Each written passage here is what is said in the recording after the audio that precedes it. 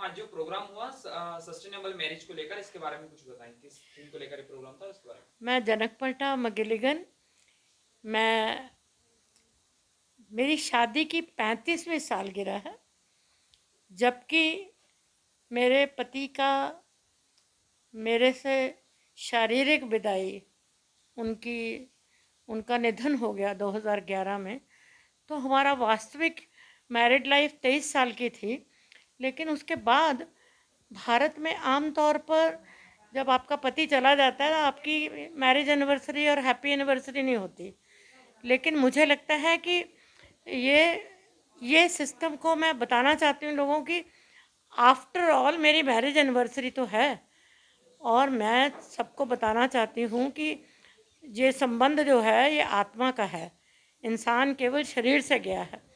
तो मैंने उस शादी की सालगिरह को इस तरह से मनाना शुरू किया कि सस्टेनेबल मैरिज, ये एक कार्यशाला आयोजित की इस बात को देखकर कि शादी जब करते हैं तो शादी में बहुत कचरा करते हैं, बहुत दिखावा करते हैं, बहुत सारा शादी का जो ध्यान है वो जैसे पहले होता था, परिवार के लोग बैठते थे, गाते थे, तो वो मिलकर सारे लोगों का उसमें भागीदारी होती थी।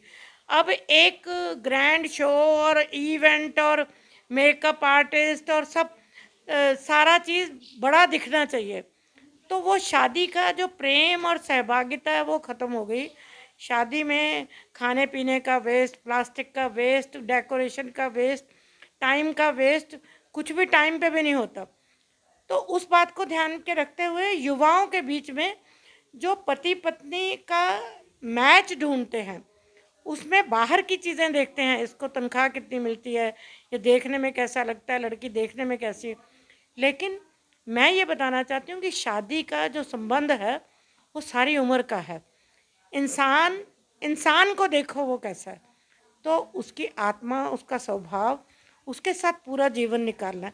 फिर उसका जो शादी करने के बाद दोनों परिवारों का संबंध है, दोनों बराबर हैं, दोनों मिलकर आपसी विश्वास, आपसी प्रेम और आपसी एकता, मिलजुल कर बात, मिलजुल कर फैसले करना, और हर बात का तेरी मेरी नहीं, अपनी, हमारी, हमारा जीवन हो जाता है पति पत्नी का, तो मैं से हम बन जाते हैं। तो शादी बाद में आजकल बहुत सालों से देख रहे हैं कि आजकल शादी करते हैं बहुत महंगी, उसके थोड़े महीने बाद, साल बाद ब्रेकअप हो जाता है, डिवोर्स हो गया, झगड़े हो गए, आत्महत्या कर रहे, लड़का केस चला रहा है, लड़की वाले केस चला रहे हैं। तो सामाजिक तौर पर भी, आर्थिक तौर पर भी, प्राकृतिक तौर पर भी ये मुद्दा इसलिए बहुत महत्वपूर्ण है आज कि समाज में इस विषय पे ना कोई किताब है, ना कोई स्कूल में पढ़ाया जाता है, ना माँ बाप पढ़ाते हैं, ना कोई सिखाता है ये बात।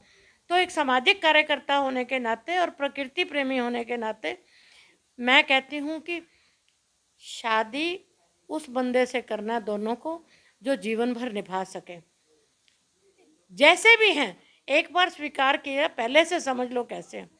और दूसरी बात यह है कि देने लेने की बात नहीं, दोनों बराबर हैं और दोनों मिलकर एक दूसरे की बात को समझें।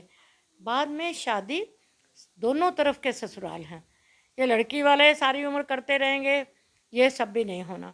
तो बाद में जीवन शांत रहे, सफल रहे और खुश रहें, और समाज में अपना एक योगदान दे सकें, और आगे अच्छी औलादें हों, आगे बच्चे ऐसे बने, जैसे माँ बाप होंगे वैसे बच्चे होंगे।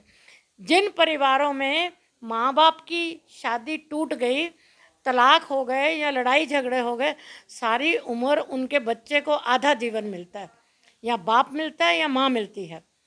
तो ये सिंगल मदर, सिंगल फादर, ये सब जो है ये आगे भारत को आगे बढ़ाने के लिए, देश को आगे बढ़ाने के लिए